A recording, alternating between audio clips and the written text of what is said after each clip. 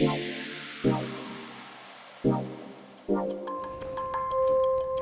parc nature de Cap-Saint-Jacques est le plus grand parc de l'île de Montréal. Il est situé à Pierrefonds et possède une superficie de 330 hectares. Il est bordé par le lac des Deux-Montagnes et la rivière des Prairies et possède plusieurs magnifiques points de vue sur l'eau. Cap-Saint-Jacques a aussi sa propre plage où c'est possible de se baigner tout l'été. Mais aussi l'hiver, on peut faire des sports d'hiver comme la raquette, le ski de fond, la glissade. On peut aussi profiter d'un service de location d'équipements sur place. Le parc abrite une cabane à sucre, 2 chalets chauffés et j'ai même entendu dire qu'il y avait une ferme écologique et des bâtiments historiques. Je vous invite à me suivre pour qu'on puisse découvrir ça ensemble.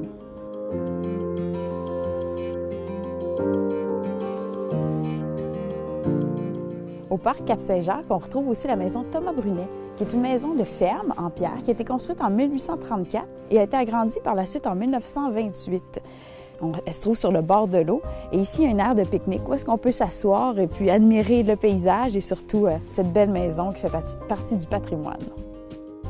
Cette imposante demeure, maintenant intégrée au parc du Cap-Saint-Jacques, fut connue à une certaine époque sous le nom de Bois du Riverain.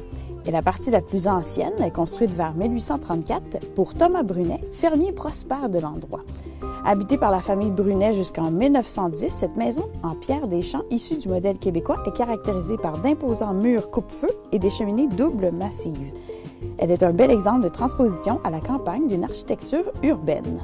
Et J.B. Peck en fit l'acquisition en 1919.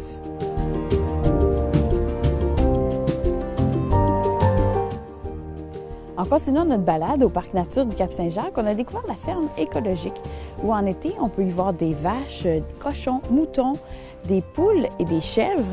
Ils font aussi la production maraîchère et ils vendent leur production dans leur magasin général. Ils ont aussi la production de sirop d'érable, de miel et de confiture.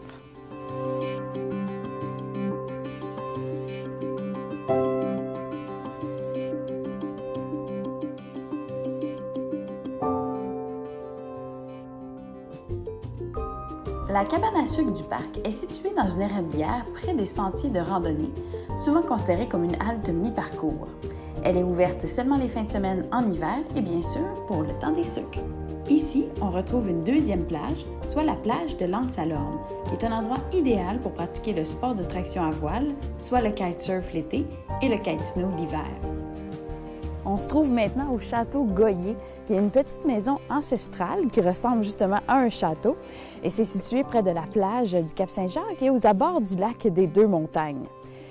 Maintenant, les skieurs peuvent y aller dans une grande salle pour se réchauffer. Il y a même un petit casse-croûte à l'intérieur.